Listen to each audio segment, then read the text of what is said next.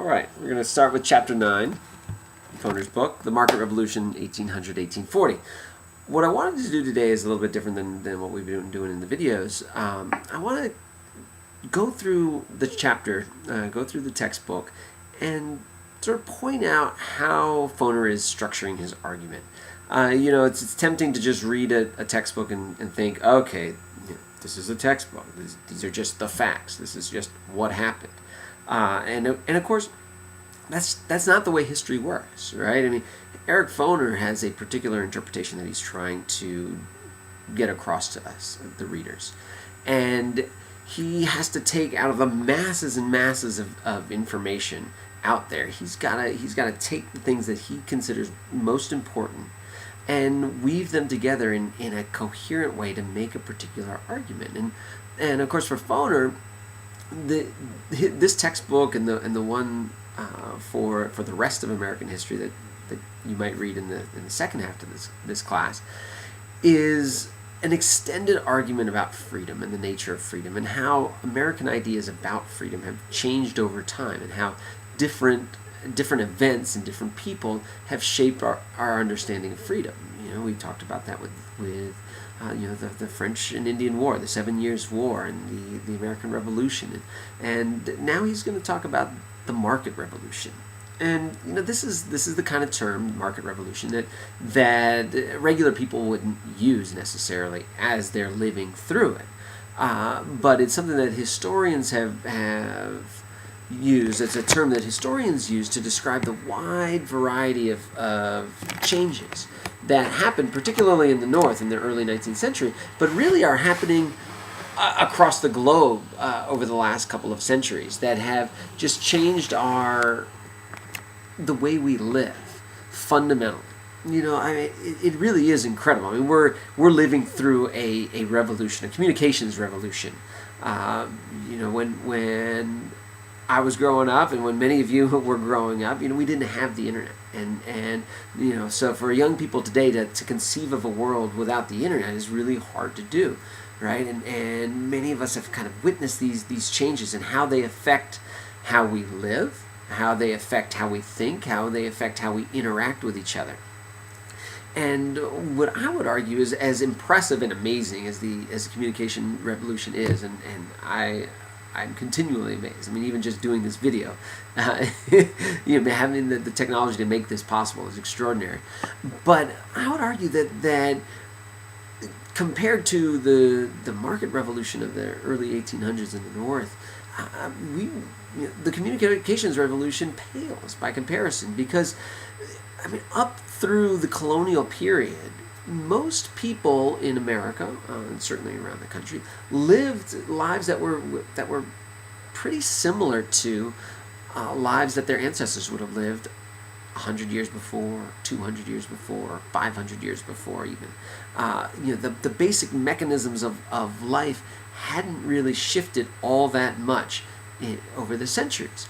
But what happens with the Industrial Revolution in England during the mid-1700s and really hits America following the War of 1812 and has continued to this day. I mean, this is an ongoing process, an uneven process. It's not something that happens all at once everywhere, but it happens in phases. It happens in urban areas along the eastern seaboard at first, and then slowly goes to the hinterland, but follows trade channels up the Mississippi River and other waterways. So areas inland really don't get affected by the marketplace for a long time. But this process changes everything about life in the United States. And that's why it deserves its own chapter. That's why Eric Foner, as he's thinking about how he's going to create this extended argument about freedom, he's got to put a chapter in here about the market revolution, because the marketplace, shifting from a society where individuals know each other and are largely self-sufficient, and anything that they might not be able to produce, they'd be able to barter with a neighbor or somebody in close proximity to them. Shifting from that kind of society to one in which people produce goods or services for a marketplace where they are paid money that they will then exchange for the goods and services that they in turn need. I mean, this is a fundamental shift, and it's going to change how we understand freedom. So that's why he's deciding to give it its own chapter.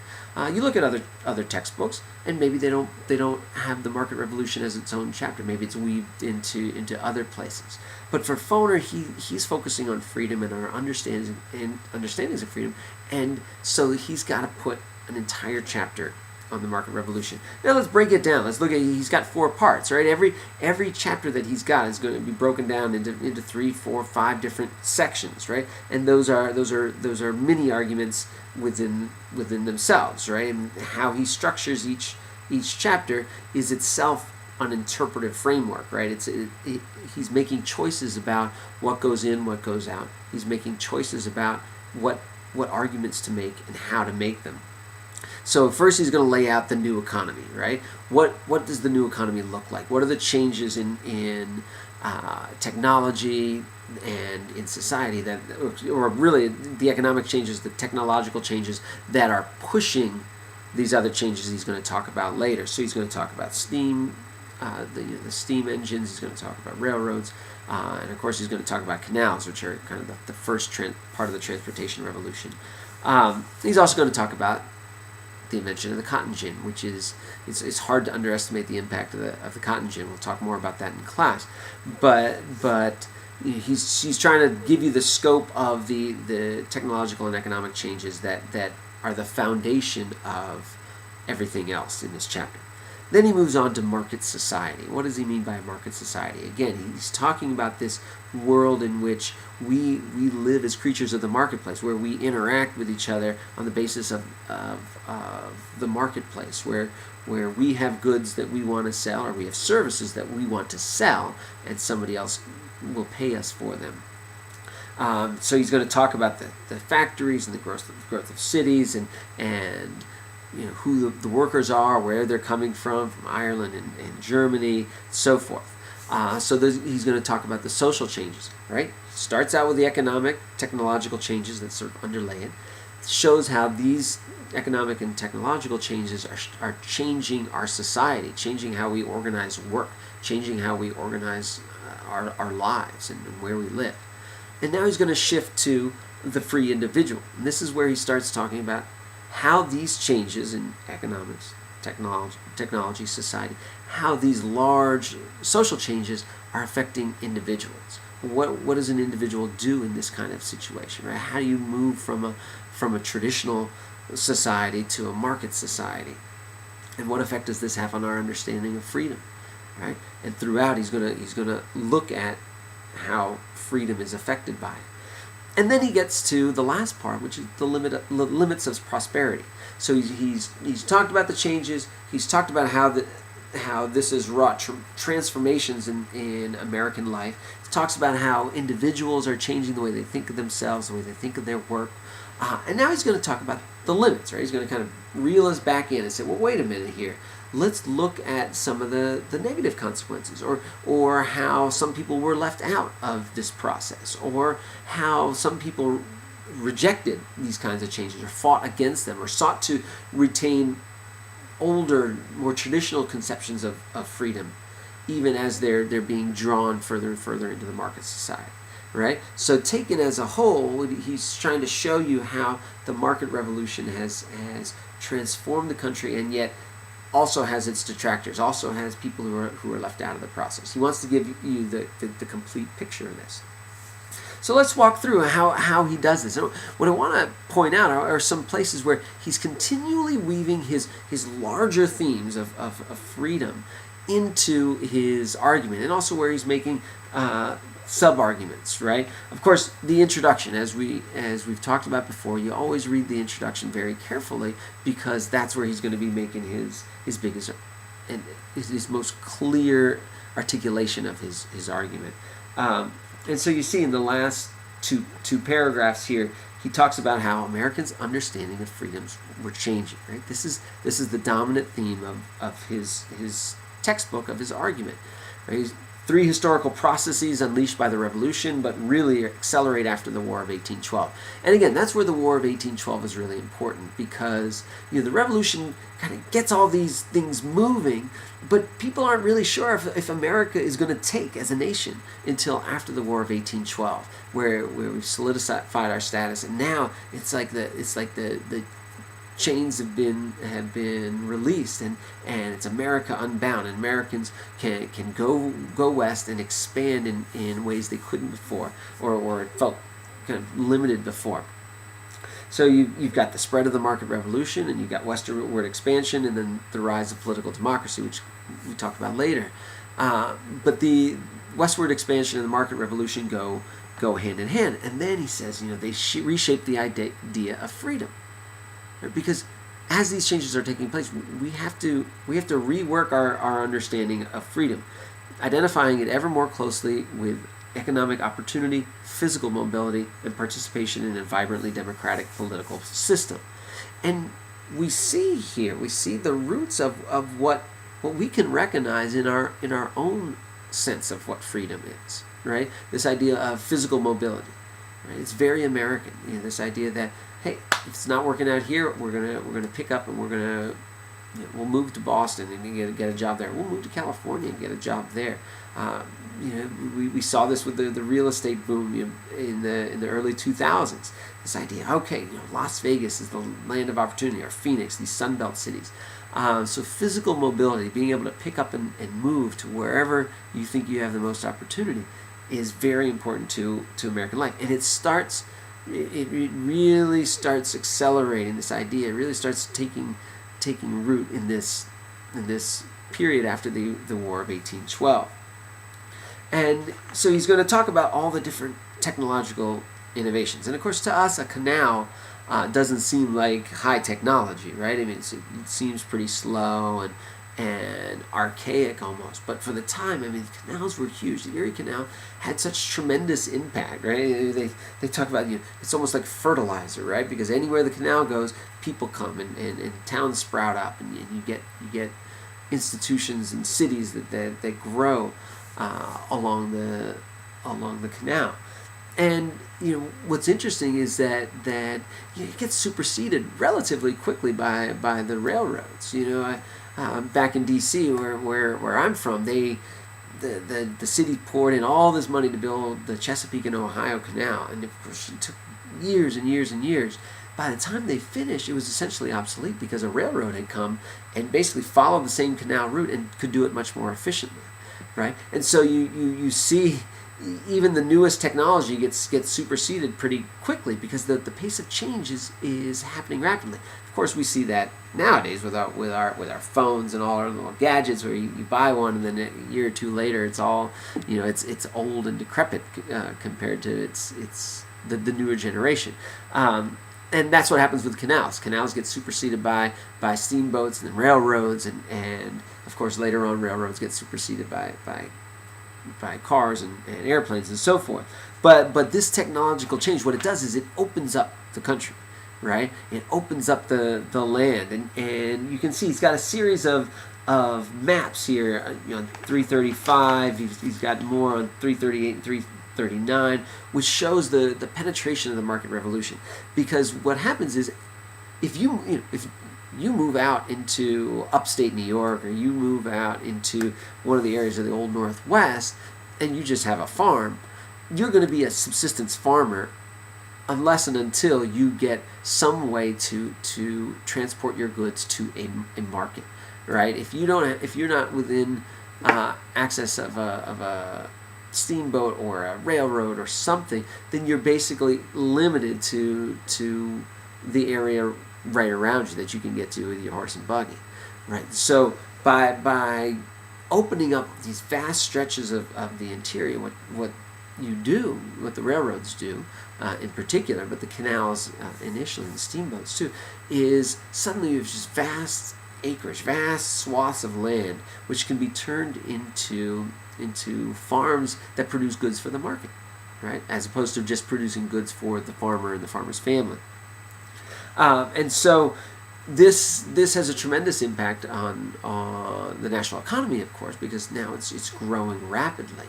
And what's interesting, and Foner will talk about it too, though, is as these folks are moving west, we're going to see this shift in our understanding of freedom.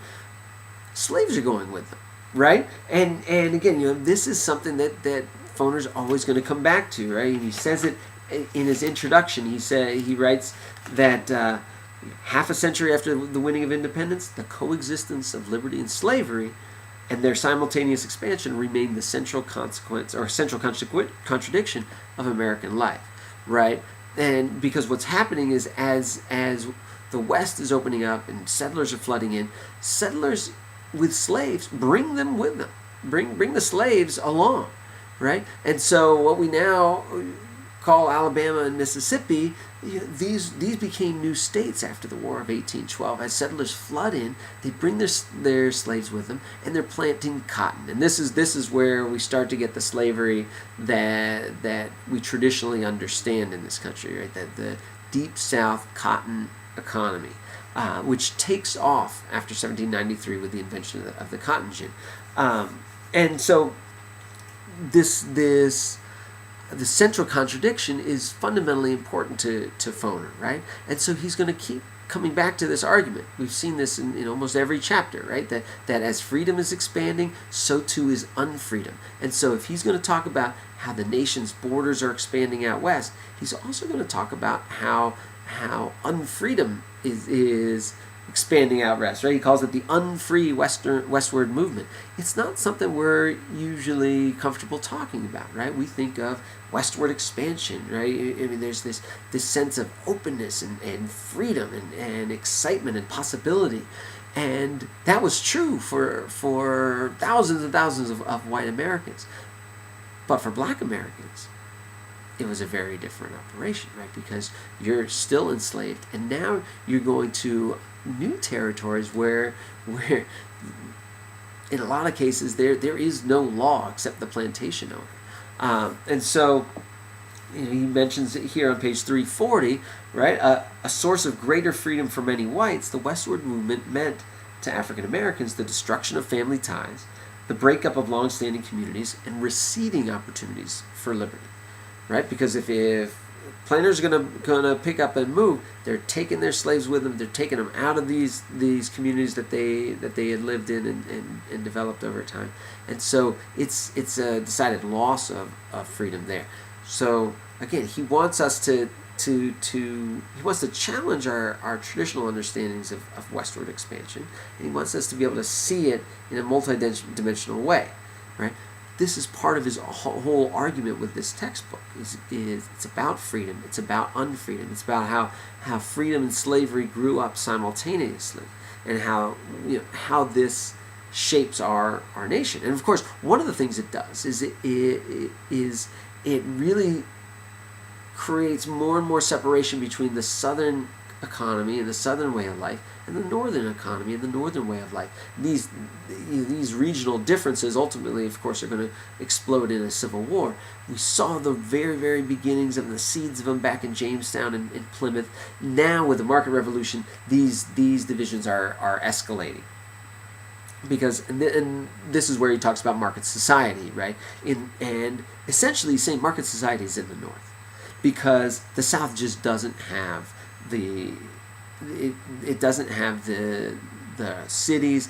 It's not as affected by the market changes as the North is, and a lot of that is simply due to slavery. Because of slavery, because it was so tremendously profitable, the planters and slave owners who ran these states and who ran these societies, they didn't want to have anything to do with industrial development. They didn't want factories in their area. They didn't want to bring immigrants who were not slaves into the area.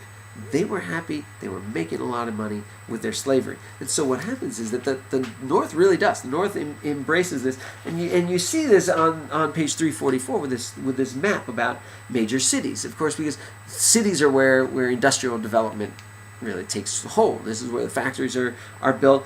And they're spread all across the South. Right? Massachusetts, he points out, is the most industrialized part of the entire world, except for Great Britain. You've got lots of cities in the north that are growing rapidly. In the south, hardly any. And this is going to remain true for a long, long time. And everything else is affected by this. And so this whole section on the market society is really focusing more on the north, and especially the urbanizing north, and how you've got the growth of cities, you've got the commercial farmers who are no longer interested in self-subsistence. They want to grow crops. They want to grow grain that they can sell on the market, and they want to process. They want to take the cotton in from the south. They want to produce textiles. They want to create goods. But what's interesting is, and he keeps coming back to this freedom, like on page 343, right? The drive among businessmen to increase production and reduce labor costs fundamentally altered the nature of work. Traditionally, skilled artisans had manufactured their work at home, and where they controlled the pace and intensity of their own labor. And for a lot of people, that was what freedom was, right? The ability to pursue my own craft at the pace I want, at the intensity I want. There might be a big burst of intense work, and then I've got lots of time to hang back and do what I want to do. But that's going to become harder in this new market society, especially because craftsmen like shoemakers see their industries really challenged and broken up, right? So instead of one person building an entire shoe, now you're going to have a shoe factory where everybody just does one little thing. I might hammer the heel in, and that's all I do all day long. I am not a craftsman. I'm a factory worker, right? And that's going to change how we understand work. For a lot of people, that's not a good shift. That's not a good transformation. But it's part of this, what a later economist named Joseph Schumpeter called the creative destruction of a market-based society, of capitalism, right? That in the process of creating new things and new ideas and new industries and changing things, well, you're going to destroy what's been there before, right? If you're going to have a factory that's going to be able to mass produce shoes, well, you're going to destroy the shoemaking industry. And we see it continue on today, right? If you're going to have music produced online and easily downloaded for almost nothing, well, you're going to destroy the previous music industry that was set up in the days of vinyl records, right? And so this is happening to people really for a lot of them, it's for the first time. If you're a shoemaker, that's all you knew. That's it. You apprentice for it. This is a dramatic change, and not necessarily one that you are particularly happy about. So again, he's showing how the market society, throughout this chapter, he's going to bring up how these changes affect our understandings of freedom. On page 347, he talks about the industrial worker, right, and how it changes our understanding of time. Right? On the farm, time as measured by clocks and in hours and minutes doesn't have that much relevance. Whereas for a factory, you got to be up at a certain time. There's a bell. You got to be here. You got to be there. You work until a particular time. The bell goes. They called it clock time, right? And he's got this great paragraph here where he says, closely supervised work, tending a machine for a period determined by a clock, seemed to violate the independence Americans considered an essential element of freedom.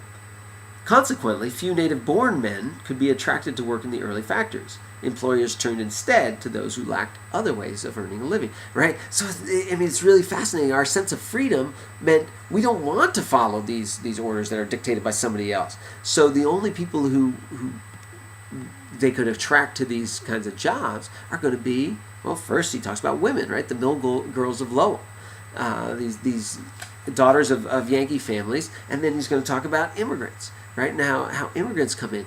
And of course, because they have fewer other opportunities, women and immigrants, they see going to a factory and working as being an improvement. Whereas native-born white men might say, oh, I'm not going to degrade myself by going into that kind of job where somebody's telling me where to go and what to do and when, blah, blah, blah. For women and immigrants, this is decidedly better than living at home with no social interaction and no opportunities to earn any money at all, or immigrants who are fleeing persecution or famine from back home. And he quotes that Irish worker who talks about factory work and says it's the freedom that we want when the day is done. One Irish woman explained, right? When our day is done, we're done. We can go and do what we want. From her perspective, this is an improvement. This is more freedom, right? And again, why does he use that quote? He picks that quote out of any an infinite number of different quotes he could choose. He chooses it because it's got the word freedom, because it shows his point that our understandings of freedom depend on where we are and our social standing, our power in a society, the options that we have available to us.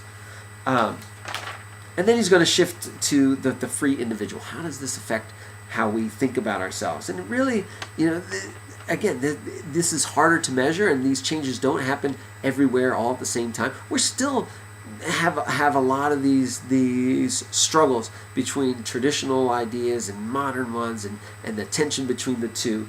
But this idea of the West, the West being this place of opportunity, the place where you can a person can go and start afresh, right? Because that's where the land is open, and the land is essentially free, and we'll get to that later on. On page 353, he says the West still held out the chance to achieve economic independence, the social condition of freedom, right? Because we've seen from the beginning, even from early Virginia, remember the Bacon Rebellion, where people were complaining because they didn't have the same kind of opportunities that people who got there first did. And there's the constant tension, right? Okay, what do you do when land is extremely expensive on the east? Well, you pick up and you move west where it's not. And you don't just pick up by yourself. And he talks about you pick up as whole families, whole communities would go. They'd have miles and miles of wagons going west, and they'd settle all together and work together on it. Talks about the transcendentalists and the individualists. New ideas about how you conceive of freedom, and this idea of individual freedom that's separate from collective freedom, or separate from things that the government can't touch. And he talks about the Second Great Awakening with Charles G. Finney, and how this brings a religious underpinning to the celebration of personal self-improvement, self-reliance, self-determination. Right? This is where we really start to get this idea of Americans as individualists. And the Second Great Awakening just emphasized that. Say, your soul is your own. You can get salvation, right? It's up to you. You make the choice about whether you want to be a sinner or whether you want to be saved. The choice is in your hands. Very American understanding of an individual's power to control his or her own destiny. And this is fundamental to Foner's overall interpretation. And I think Foner's largely right.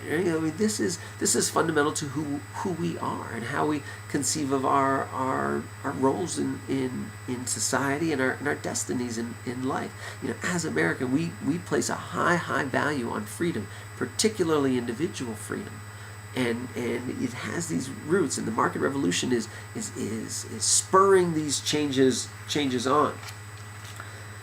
So then he's going to shift now to the limits of prosperity, right? And he's going to talk about, of course, the folks left out, and African Americans are often the group that's most hurt by these kinds of changes. And what's interesting is to talk about the free black community, because the free black community in 1860 is in a lot of ways much worse off than it was 50 or 60 years before. I mean, it's for all the changes, for all the economic growth, for all the improvements in society, for free blacks, they're kind of left out. I mean, he points out there are some territories, some of the new territories out west. These are all northern states, right? Indiana, Illinois, Iowa, Oregon. They don't even, it's in their charters. They don't want black people in there at all, right? So how is a free black person facing the same kinds of struggles that a white worker faces, plus discrimination? And what if he says, okay, I need a new start, but I can't go west, right? Because I'm limited. They don't have the same choices, right? And over time, this has the effect of diminishing the black freedom. And you see this with women as well. What's interesting is, in those self-sufficient pioneering farming families in a traditional society or in a pioneer society, women played an enormous economic role, right? Because things weren't valued monetarily the same way. Women's role was seen as central to the operation, the successful operation of the farm, right? She might be in the home per se, but she's doing things. She's making food. She's making clothes. She's helping out outside when necessary. She's a vital part of that economy. What happens as the market economy starts creating work outside the home, and men are the ones who go out to work, at a factory or a shop. And that work is seen as the men's world. That's what they do. And over time, it becomes a sign of status, right? To have a woman back at home. We still see this as being largely true, right? It's a sign of status. Only some people have the ability to, only some people can afford to have women stay at home, right? And so you have what he calls the cult of domesticity. Remember Republican motherhood from the Revolutionary Warrior, right? Moms were supposed to instill these revolutionary values and embody these revolutionary values for the next generation. Well, now it's the cult of domesticity. And we'll see this grow as the 19th century goes on, where women's place is seen as in the home, right? You're supposed to be frail and dependent. In fact, it's a sign of status if your hands are soft and you don't do anything to contribute to the household economy. This is a very different understanding of womanhood, and for a lot of women, it's not a plus. And what's interesting is, and he points this out on page 364, because this is still true today, right? The freedom of the middle class woman, defined in part as freedom from labor, rested on the employment of other women within her household, right? Only a certain class of people can stay at home and not work.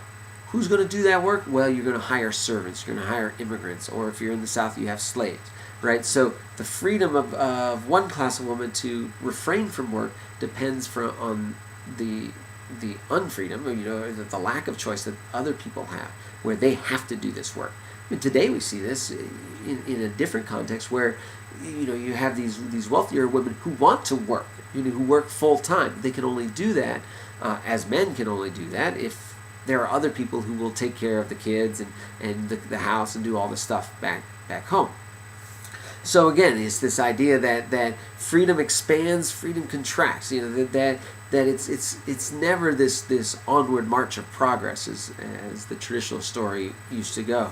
And then in this last section, where he talks about the people who really suffer in a lot of ways, and want to organize to protect their own understandings of freedom within this new market economy. So he's going to talk about the labor movement, right? He says many Americans experience the market revolution not as an enhancement of the power to shape their own lives, but as a loss of freedom, right? If you're an artisan, if you're a shoemaker, a craftsman who's used to setting his own pace, who's used to doing his own thing, these changes can be very traumatic, can be destructive, and it's going to change how we understand ourselves. So again, what my point in all of this is to really emphasize just how Foner is structuring this argument, how Foner is trying to shape our understanding of freedom, but with the examples that he chooses, the quotes he uses, how he lays out his argument, because you're going to want to do the same thing with your research papers, right? You have a particular interpretation, and the quotes that you use, the way you structure your argument, all that should feed into this argument that you're making. All right, now questions.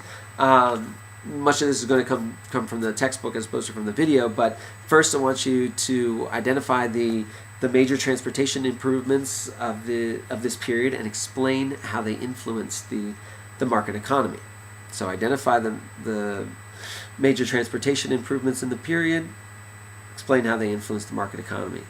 Second one is I want you to explain how the market economy increased sectional differences.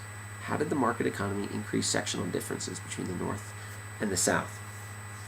The third question is, I want you to talk about the cult of domesticity. What was the cult of domesticity, and how is it a result of the market economy? So that was the third question. And for the fourth question, number 4, explain how the market revolution changed the meanings of American freedom, both by reinforcing older ideas and creating new ones. Okay, so it's explain how the market revolution changed the meanings of American freedom, both by reinforcing older ideas and by creating new ones. All right, and I will see you in class.